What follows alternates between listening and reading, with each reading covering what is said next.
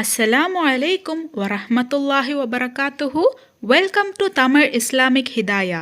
அல்லாஹு தாலாக்கு பிடிக்காத ஒரு நபர்கிட்ட இருக்கிற 3 விஷயங்களை பத்தி தான் இன்னைக்கு நம்ம வீடியோல பார்க்க போறோம்.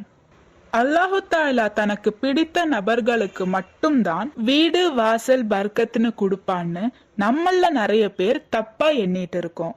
அதே மாதிரி அல்லாஹு தாலா தங்களை வெறுக்கிறதுனாலதான் தங்களை கஷ்டப்படுத்துறான்னு நம்ம தப்பா எண்ணிட்டு இருக்கோம். இந்த உலகத்துல அல்லாஹுதான் எல்லாருக்கும் எல்லாமே கொடுக்கறது, அதனாலதான் அவனை நம்ம ரஹ்மான்னு சொல்றோம். ஆனா அல்லாஹு தாலா சொல்லி தந்த வழிமுறைகளை பின்பற்றவங்களுக்கு மட்டும்தான் ஆகிரத்துல அதற்கான கூலிய அவன் கொடுப்பான். அதனாலதான் நம்ம அவனை ரஹீம்னு சொல்றோம். அதனால நம்ம கஷ்டப்படுறோம்னா அதுக்கு அர்த்தம் அல்லாஹு தாலா நம்மள வெறுக்கிறான்றது கிடையாது. அல்லாஹு தாலா வெறுக்கிற ஒரு மனிதர்கிட்ட இருக்கிற முதல் விஷயம் மார்க்கத்துல இருக்கிற நல்ல விஷயங்களை உட்கொள்ளாம இருக்கிறது. நல்ல விஷயங்களை ஒருத்தர் சொல்றத கேட்காம அவங்கள உதாசீனப்படுத்துறது அல்லாஹு தாலாக்கு சுத்தமா பிடிக்காத ஒரு விஷயம். 2, இஸ்லாம்ல இருக்கிற ஷரியத்துகளை கடைபிடிக்காத ஒரு நபரையும் அல்லாஹு தாலாக்கு பிடிக்காது. உதாரணத்துக்கு ஒரு நபர் 5 வக்து தொழுகாம ஜுமா தொழுகைய மட்டும் தொழுதுட்டு